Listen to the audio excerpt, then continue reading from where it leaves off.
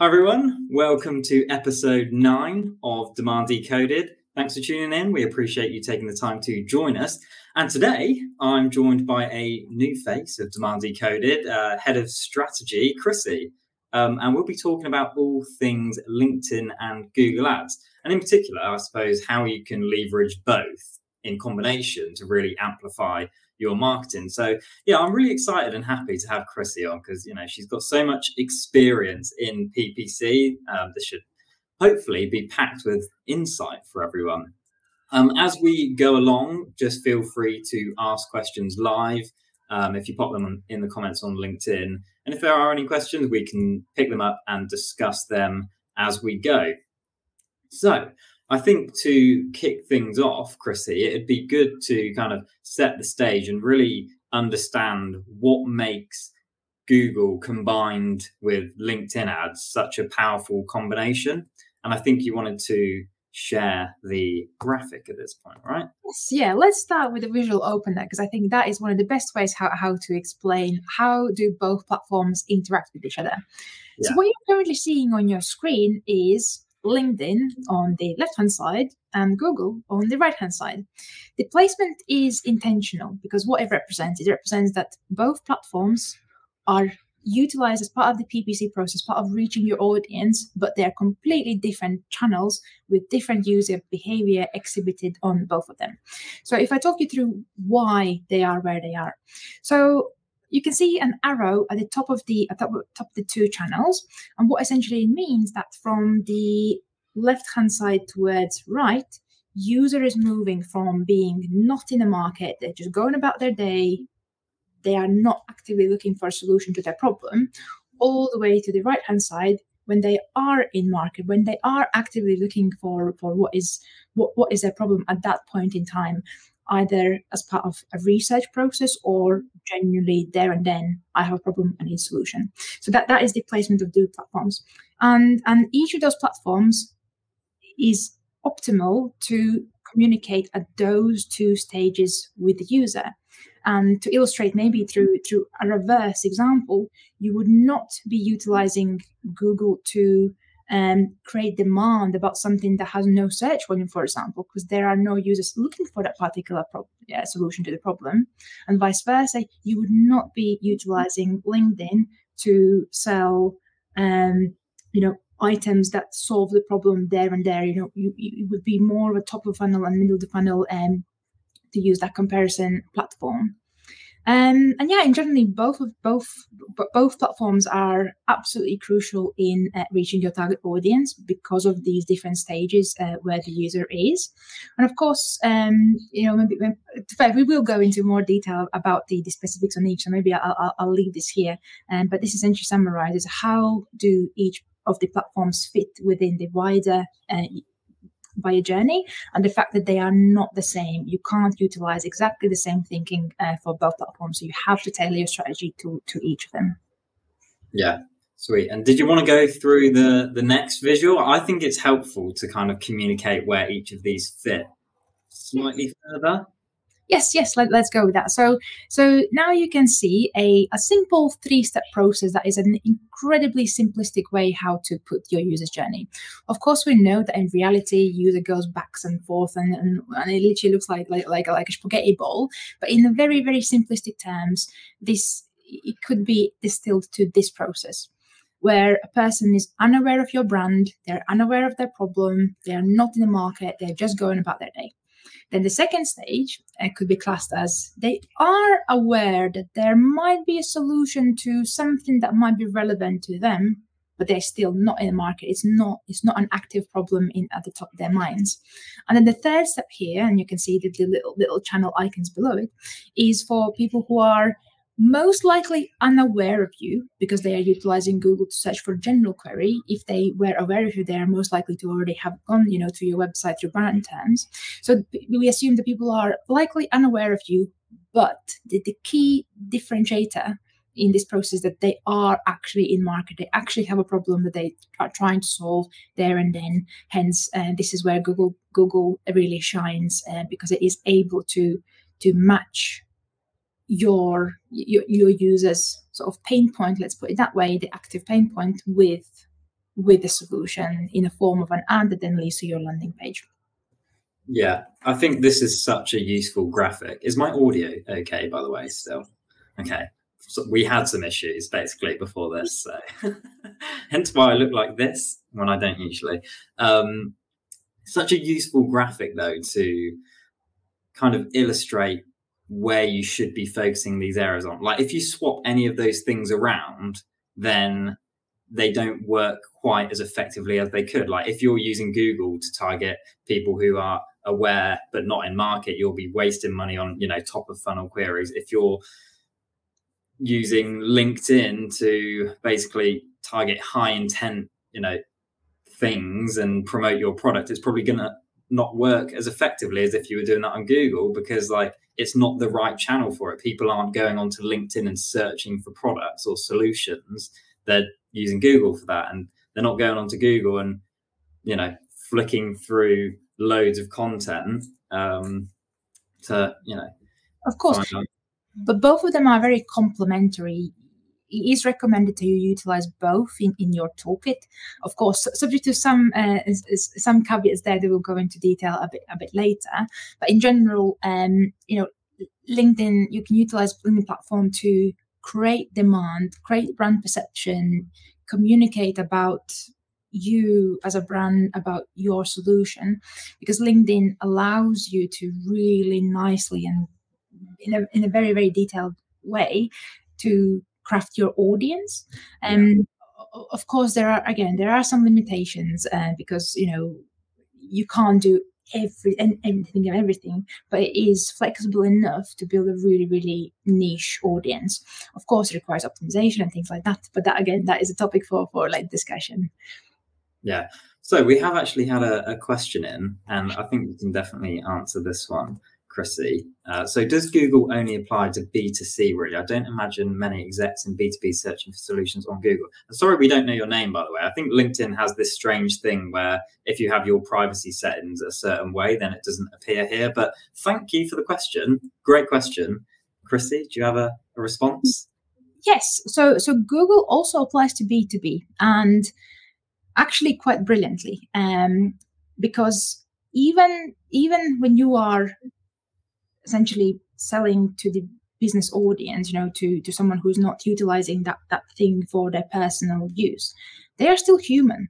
They still don't know everything about the market. They still don't know everything that is out there to solve their business problem, their specific role's business problem. So, for example, be it, best email platforms, because their, for example, manager has asked them, oh, please, can you make a business case? Which of the email platforms we should go for?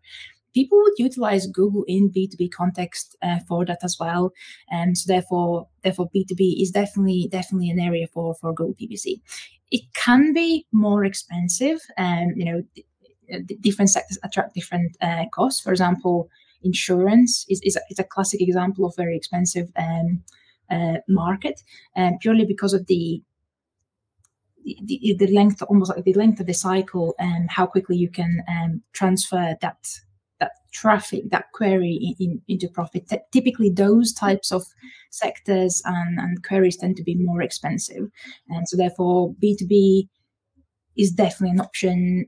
It does attract different cost profile than, for example, B2C, but both of them are, both areas are definitely suitable for Google. Yeah, I think what we'd probably say is that if your buyer uses Google to search for a solution, then PPC is a valid option because it gets you to the top of that page, right? Okay, you have to pay for it, but it gets you visible when they're making purchase decisions. Exactly. One differentiator to mention here would also be to see, to see what your competitors are doing, because again, that would be if you are unsure and if you are, struggling to make a business case why we should put our B2B offering on Google. Have a look at your competitors in your market. What are they doing? Because they've already paid, they already made investment, they already learned their lessons. So you can drive some conclusions, whether in your specific sector, whether PPC is working or not, because people would not be investing it if it wasn't working. And so therefore, that's another indicator how to essentially make a business case for your particular sector's place on Google, essentially. Of course, you have to be careful that sometimes on Google, in a very simplistic way, the only things we can control is the keyword intent, and the audience profile is not as detailed as on LinkedIn. Of course, Google has audience profiling options as well, but it is not as precise as LinkedIn, particularly because of the GDPR and things like that. So keyword intent is incredibly key. So if in your sector for B2B, the search term that you are, for example, utilizing for bidding and people are utilizing for searching is very ambiguous. And for example, something like even like something like email software, you don't know whether it's a small business or a large business or who's looking for it. It could be someone B2C looking, where can I put my open my personal account? So you have to be really cautious about your keywords that you use and choose the ones that are less ambiguous. And the more precise, less ambiguous, more B2B intent you can imply from that particular search term, the more, again, the better it will work for B2B. Yeah, I think just one final point I'd add to that is, obviously, like Christy said, you've got analytics tools out there and research tools to see if your competitors are, running PPC ads. But actually, just ask your buyers, how did you hear about us? If it was through Google, use self-reported attribution, actually go out and do qualitative, customer research. And if they tell you that they're using Google, then chances are it's a good place to invest in. If you're in an industry that they don't use Google, then don't. So yeah. And also sorry, go on. Just think about it, as part of Google's as a platform's place in your user's wider journey. So for example, if you are engaging in a lot of content marketing and SEO and things like that, and you have already identified very strong SEO strategy, but at the same time you've noticed that the highest we can actually get through SEO is position 5, because the first 4 positions taken by ads, despite you being in position 1 on organic search, there is definitely further research to be done whether by adding additional investment to come up number 1, number 2, would that actually ensure that you and your offering enters the consideration set more often, essentially. And so that's another consideration, that even if one of your Google work streams is working, so to say, namely, for example, organic search, see whether there is actually business case for B2B. This would be more suitable for sectors that have shorter buying cycles, where people are a bit more quicker to make their consideration sets and move relatively quickly.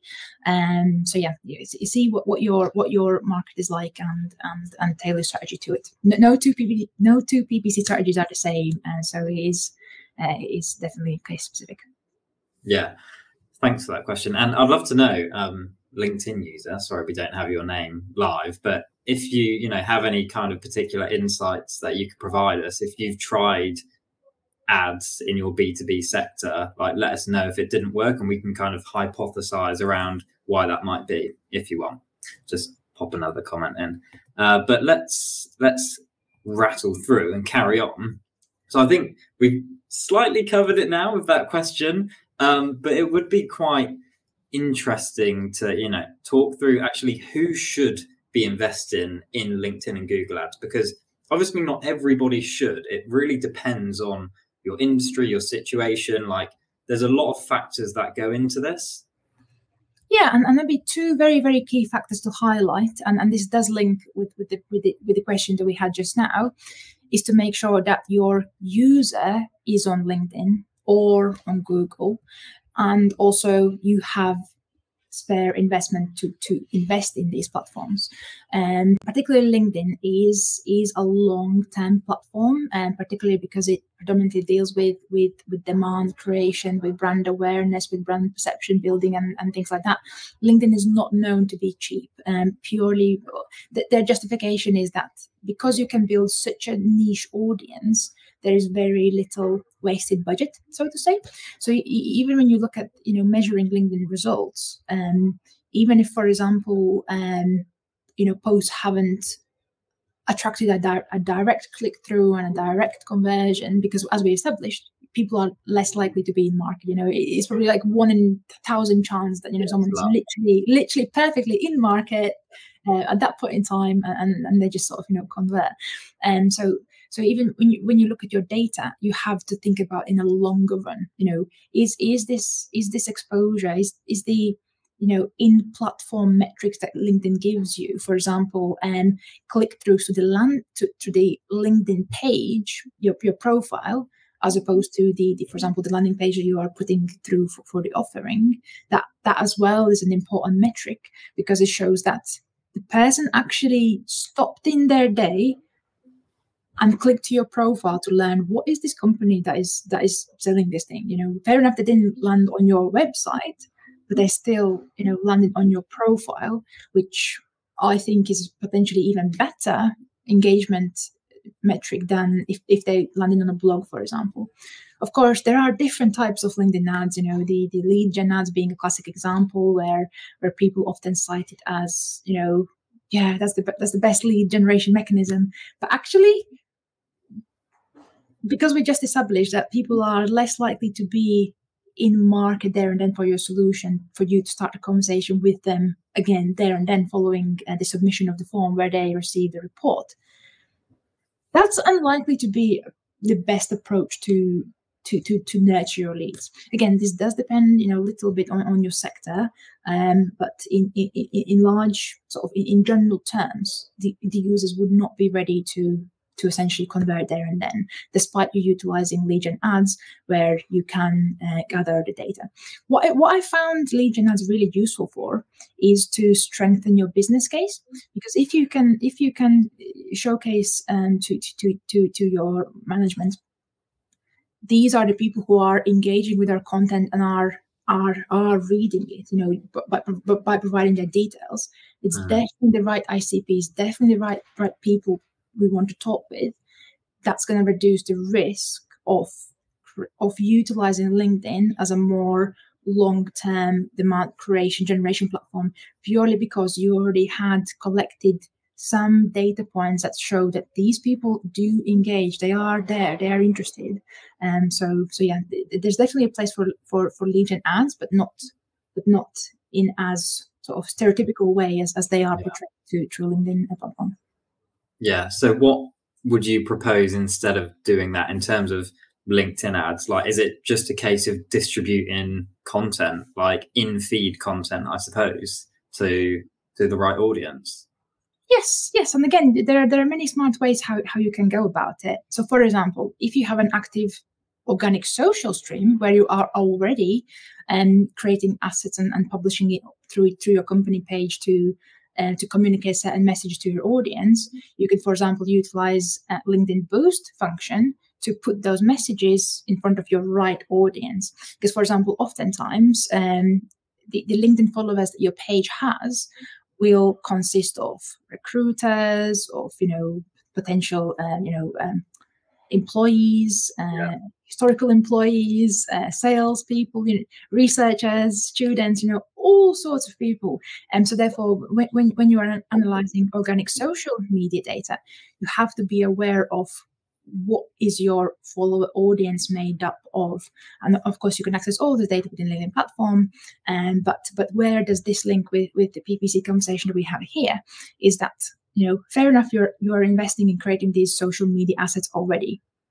Why don't you put some media spend behind it and actually put them in front of your right audience, the audience that you want to nurture? And as we already established, you can build very tailored audiences to what you want. And so you could refer to it as ABM style audiences, because technically that is ABM. You are putting your message in front of select number of companies if you have gone with company targeting as part of your audience build. So therefore, that is a brilliant way how to make sure that your investment you're already making in assets can go further. Of course, if you don't have an active organic social stream, you can do different ads, different campaigns with different messaging. So I would always recommend a brand awareness campaign, but only if you and your company and your product is very clear on what is your proposition. Because oftentimes, me as a general LinkedIn user, I would notice that I see an ad or I see a post where I don't know the company, and it's also unclear what are they trying to sell to me. Like they lead with some sort of solution, like faster calculations or something. It could be anything with those faster calculations. So making sure that before you even start choosing what campaign type to go for, whether it's awareness or product or whichever type, make sure that your proposition is clear and that any of the assets that you'll generate at the back of those campaigns, at the back of those campaign decisions, will have that strong message through to make sure that the money that is put behind and the investment put behind this campaign definitely has an impact, essentially. Yeah, sure. And we actually had another question in here, and I wouldn't mind kicking things off on this actually. How to organically grow followers and engage from the target audience on LinkedIn, from Priya. Thanks for the question, Priya.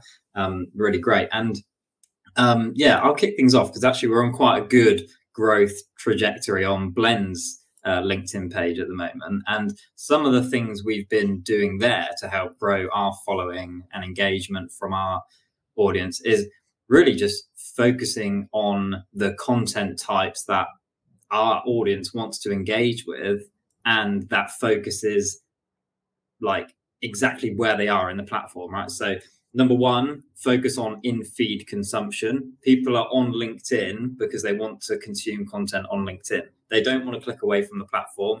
So engaging with like links and blog posts to take them away, fine every now and again, like in combination with other things, but should definitely not be a priority. It should be focused highly on in-feed consumption that somebody can just consume right away and then move on to the next thing in their feed.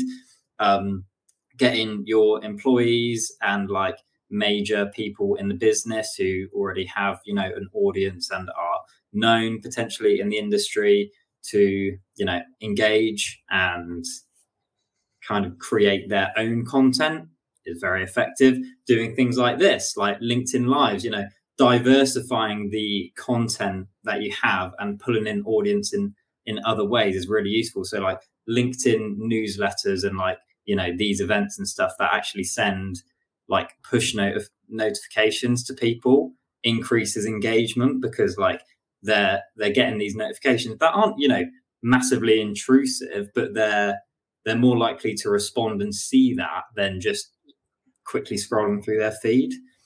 A few tips there. Anything from you, Chrissy? Yeah, so I would say when considering how to go about the strategy for organic follower growth would be content first. Think about what do they actually want to read, because no one is going to follow you.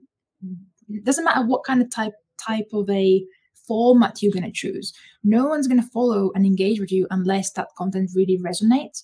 So before you think about types and how to distribute, you think about what do we actually want to talk about? What do we add to the market, to the conversation? Because particularly nowadays, with for example the rise of AI on search, on Google, which obviously will affect Google PPC as well, but for some of the sectors, when you search for something generic, every single answer going to be exactly the same on the first page of Google. The market has become very, very commoditized, and how this translates into organic social is that you have to differentiate. You can't just repeat the same, 101s or essentially data or general knowledge that market knows. I'm assuming this isn't B2B, scenario, you as a company are generating data. You have in-house experts. You have value to add to the market. So definitely focus on almost like value through content first, and then see how much investment you have to put into different types of formats and distribution and things like that. But always starts value first, content first, and then how we're gonna distribute it. You can always use PPC on LinkedIn ads to sort of get the first exposure, because again, if your content is engagement worthy, is follower worthy, they will come. Particularly if you really nailed your ICP with what matters to them. Yeah, there are people. I'd definitely second that. Like, it's hard to grow a company page following organically because, like you mentioned earlier, Chrissy, most of your audience that are actually going to see the posts aren't your target audience. They're employees, recruiters, salespeople. So actually just posting and distributing organically without further engagement and further sharing and commenting from other people, like, you're not going to get very far. So actually, looking at follower ads, for example, on LinkedIn, looking at paid boosts to, get your content to your actual ICP, your target audience, is a really good way to grow that following and engagement to start with. Yeah. Thanks for that, Priya. Definitely not easy and quick, particularly in B2B sector. Yeah, for sure.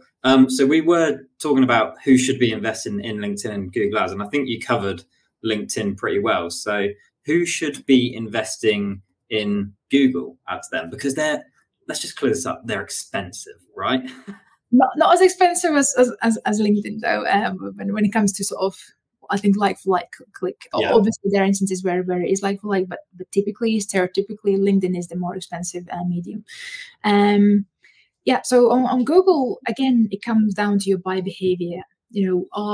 Are users utilizing Google for essentially searching for their problems? And I know this slightly links into the first question that we got today regarding the B2B space on Google.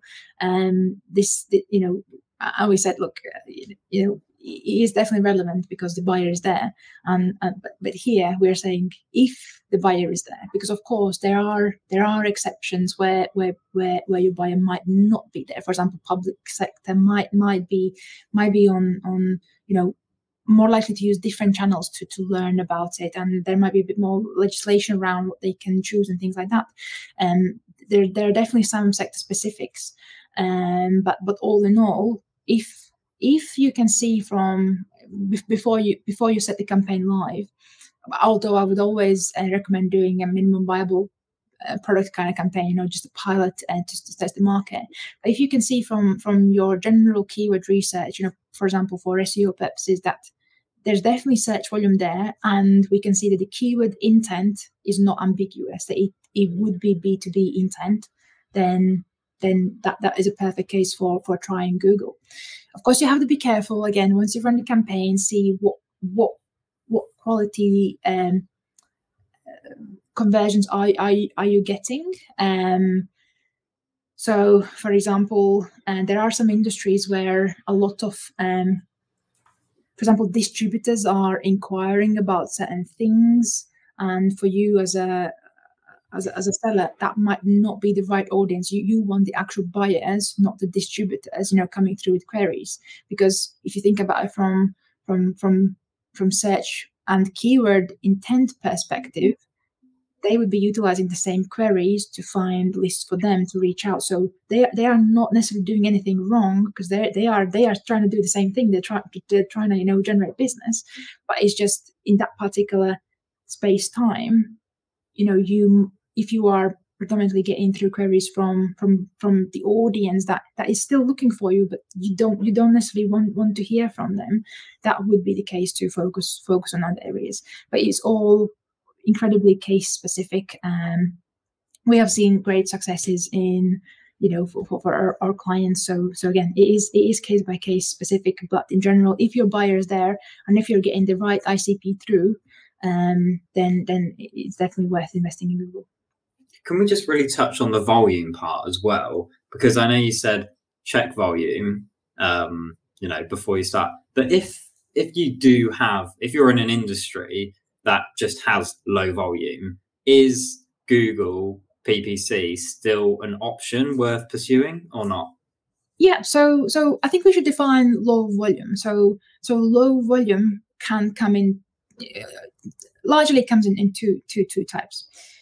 Google can't run the ads because of the low volume, or Google can run the ads, but it's just low volume. So they both are low volume, but in one instance, Google can't run the ads because their system just can't run it.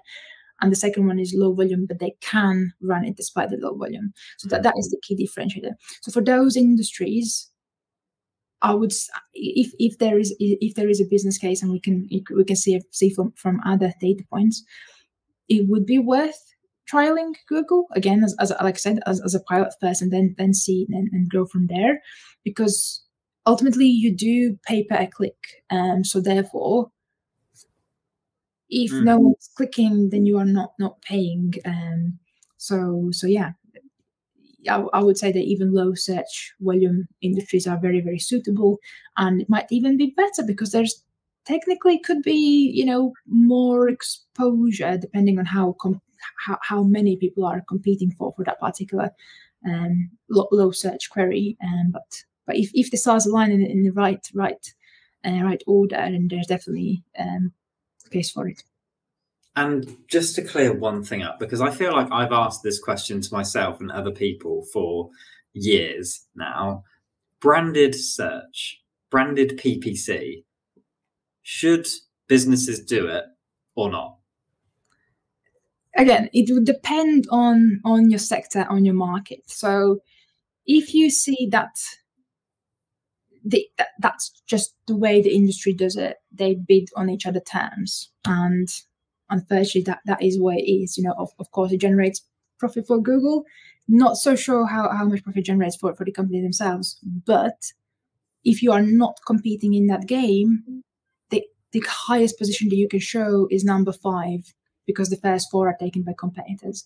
So there you would have to do some research and calculation to see whether, because you need to see how much it costs, how much it would cost to be in this sort of competition with people who are bidding for you, and see whether that cost is justified, for your particular case. And there are instances where we run. There are instances where we don't run brand campaigns. It really depends on the specific market and how other market players behave. Because what you have to remember across both Google and LinkedIn platforms, you are not on your own. You're always in the context. You're always next to each other. Particularly in Google, you as a user you see all about 4 or 5 entries on your screen. So you would always be within the market, and so you have to see what's going on in the market, and then make decisions from there, essentially.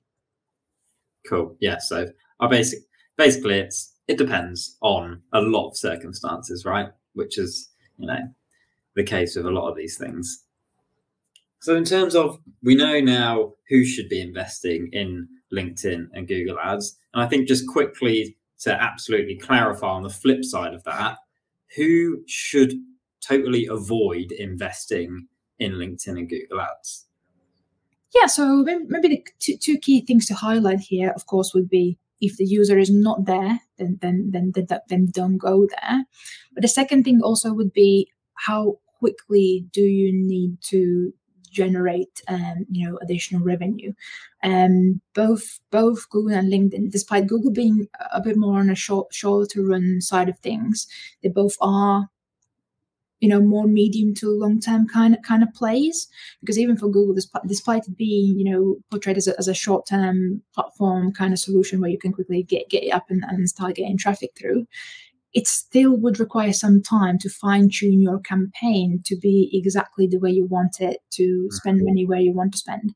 So therefore, who should not be investing in LinkedIn ads and Google is if you if you don't have an investment at this point in time to do this activity, and if you need to essentially if your business is going bankrupt tomorrow, don't invest in Google Ads. Try doing different approaches to save your business. So therefore you have to take into where is your business in its life cycle, in its investment availability, your marketing team's readiness to have free time to actually invest in it. Because again, both LinkedIn and Google are not set and forget kind of platforms, and you do want to make sure that you monitor the data. Because and this happens even doing this professionally, there's only so many things you can account for at the beginning. There's always going to be something that might peek through. For example, a job title that actually needs to be excluded because you've gone with job function, for example, targeting or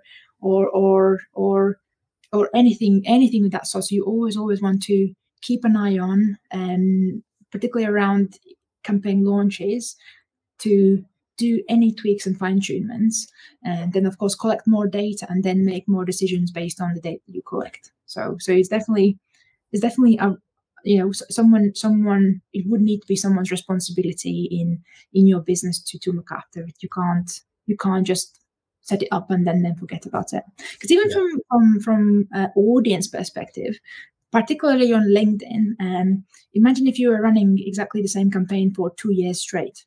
That wouldn't necessarily work. People would be bored with your ads. So therefore, treating it as a social media channel with regularly refreshed, visuals or messaging or anything of that sort, treated with care. Yeah, absolutely. Cool. Okay. So in terms of kind of best practices around, I suppose let's dive into Google Ads first, shall we, whilst we're more on that topic. What are some of the best practices for, generating best fit, high intent leads through Google Ads? Is there anything you can kind of throw out there as quick fire, kind of do these things? Yeah, sure. I'm going to slightly repeat myself, but definitely make sure that your keyword intent is right. What we've noticed in our data is that, and this must be changed on Google's side, where even when we set keyword targeting to be exact match, Google likes to speculate what could be a close variant. I know Dan, we were having discussion around our own blends. And it's just Google does its thing. So therefore, making sure that the keyword intent is right in the first place. So if Google does do any guesswork, it can guess right.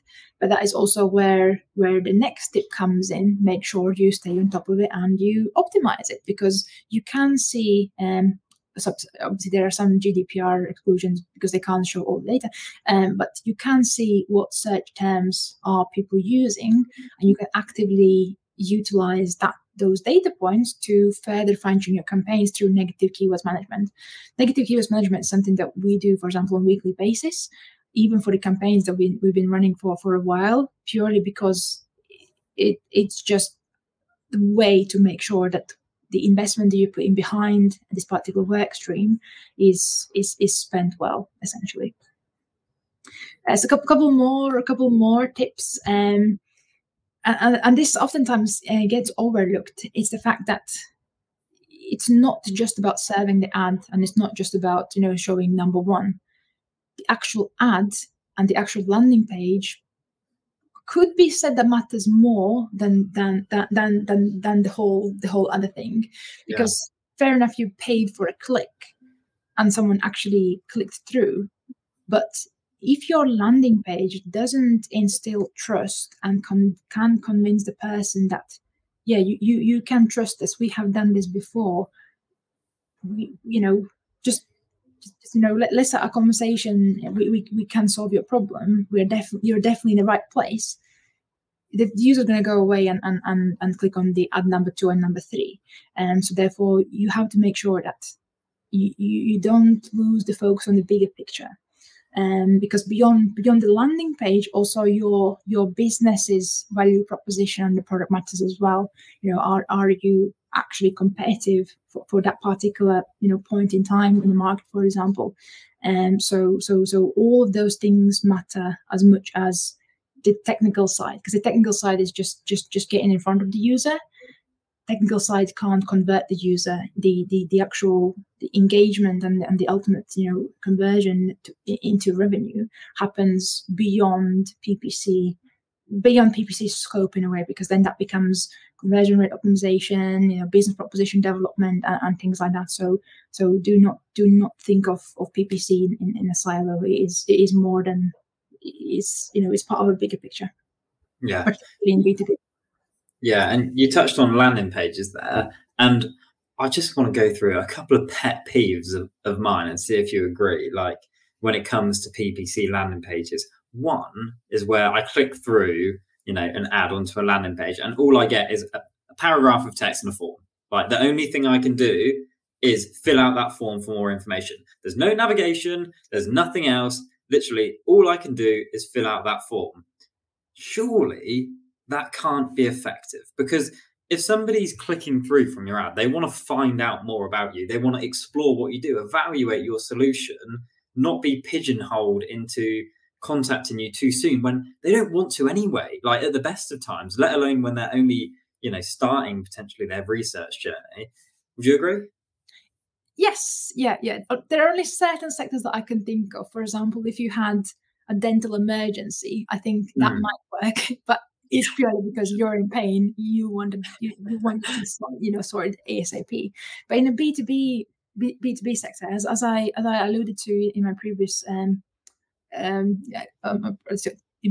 to your question, people want to, I don't know to call it verify, but want to establish that you can be trusted, and essentially they're not going to be scammed.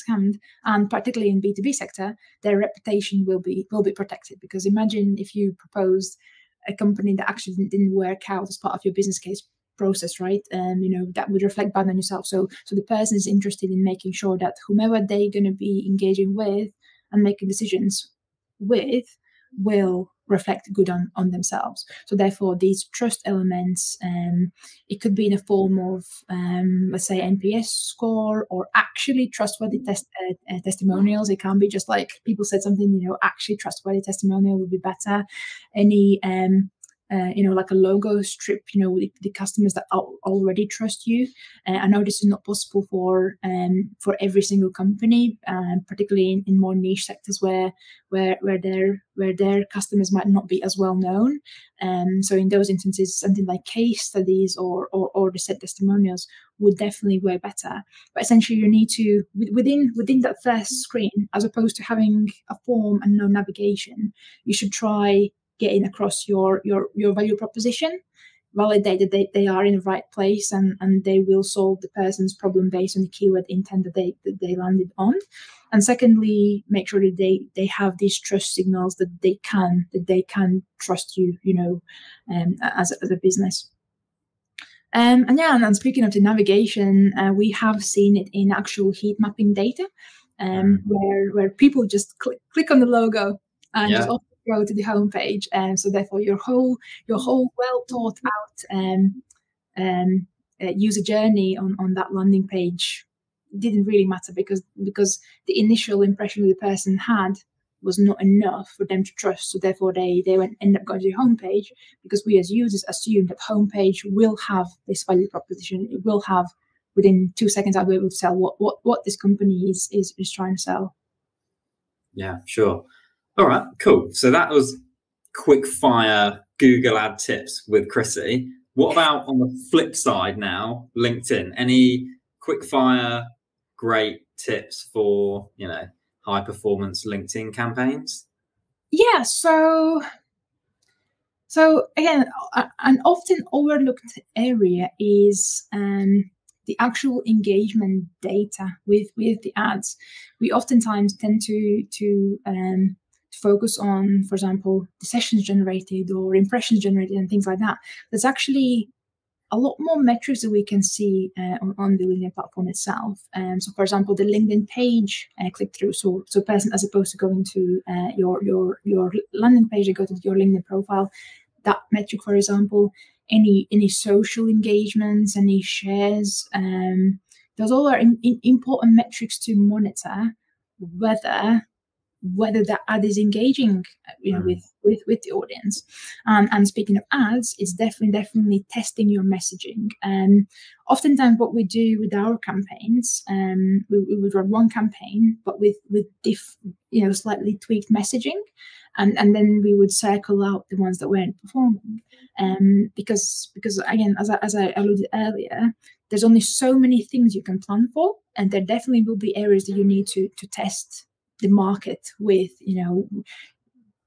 even images. Like in my previous role, we noticed that a certain type of image actually worked better than another one, and it was a B2B client. So typically you would think this is more an e-commerce B2C, which dress looks better on the model kind of thing, but actually I found it really, really fascinating that finding. I think it was people images work better, I think, than cars in that instance.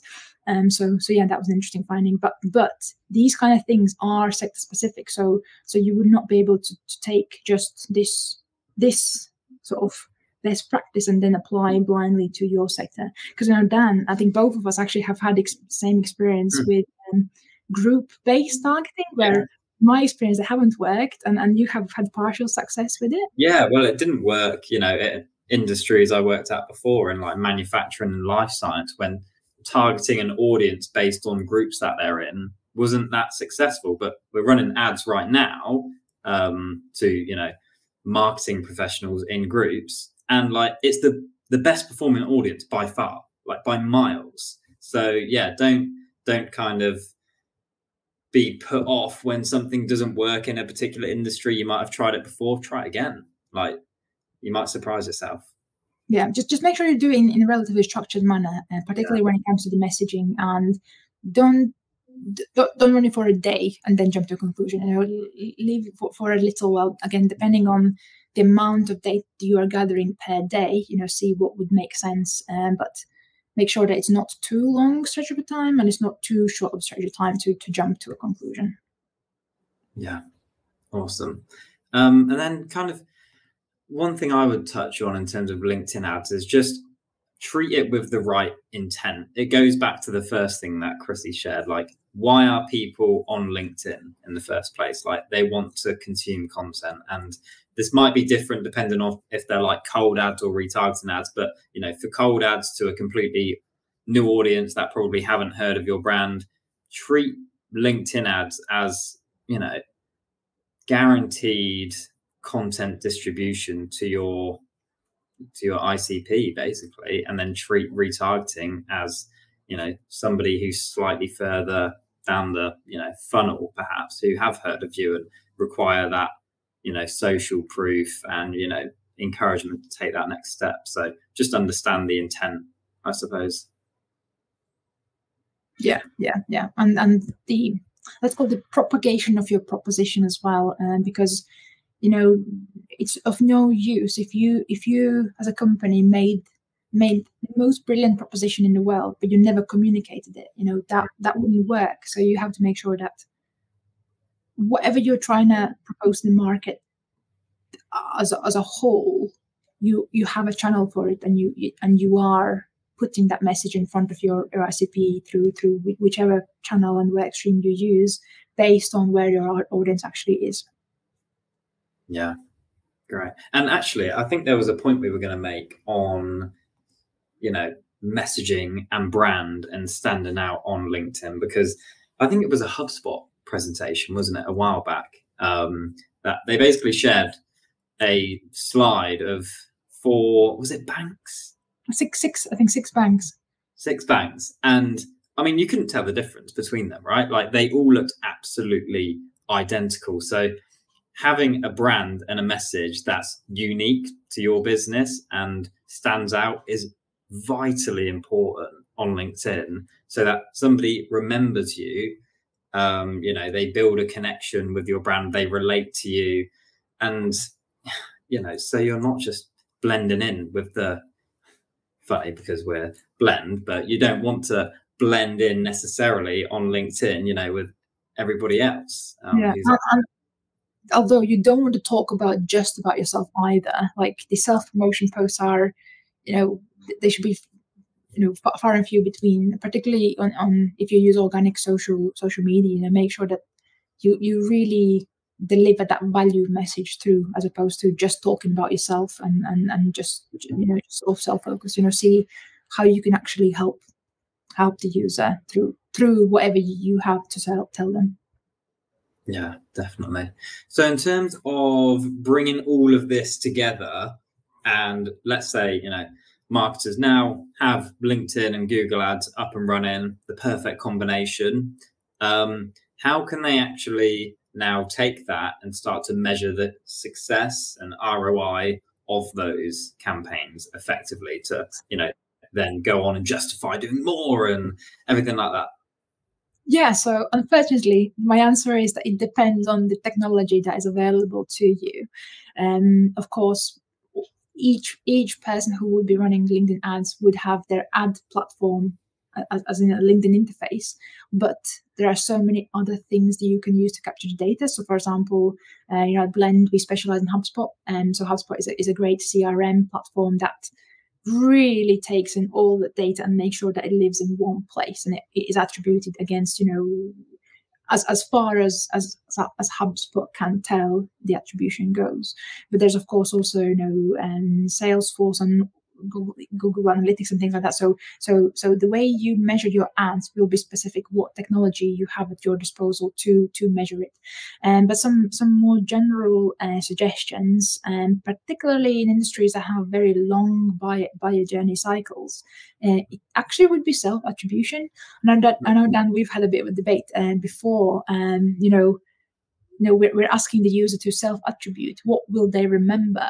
Because of course, it's just one field, right? What they're going to choose one. They're going to choose the most vivid channel that they remember, but there's no way to tell what other channels contribute towards it. Because like we talked about the brand awareness and general proposition propagation in the market, it's very hard to measure because that message is not, it's more perception building as opposed to action taking. And so therefore those instances are particularly hard to measure. And unfortunately, the only way to probably put it would be, to take it more at a longer time scale and see whether you do have an uplift in revenue and in general, particularly from your salespeople, see whether when they speak with people, how educated they are about what you stand for as a brand, what is your proposition, what they can expect from your product. So I would rely on sales teams intel on whether it becomes easier to talk with the market because they've been exposed to your values, your proposition, your who you are as a brand, particularly in B2B and in sectors that are more classically not brand heavy. Yeah, and I think just to add to that, when it comes to measuring ROI of ads, Google is generally easier because they're going straight to your website, you're enabling cookies, you can track them almost straight away. LinkedIn is inherently harder because you might be focusing on in-feed ads and somebody isn't going to your website, they're just consuming it there and then.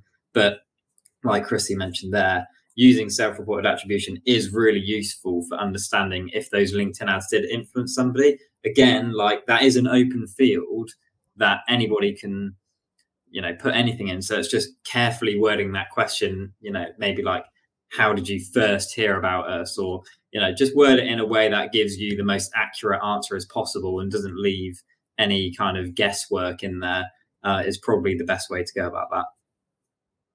Yeah. Cool. Anything else you want to add to ROI or? No, it's very, very case dependent on how you track the data, essentially. Cool.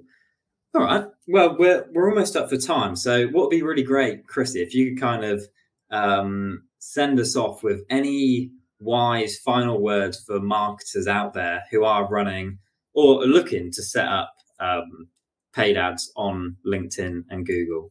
just some words of wisdom. Yeah, so I would say, obviously, any new ventures come with risk, and so I would say take smart risks, because you need to get the real market data. There's only so much you can get from the tools available to you before actually, crafting your user journey, putting your actual product or service proposition out there. That's the only way you can actually see what works or what doesn't. So the first thing that I would recommend is take smart risks.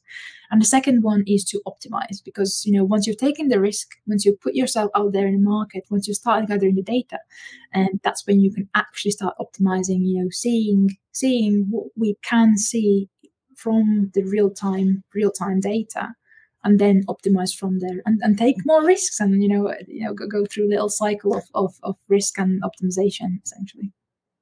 Amazing. Thank you so much, Chrissy. Hopefully we'll have you back on soon, because that was packed with insight and really, really helpful. So thanks for that. Awesome.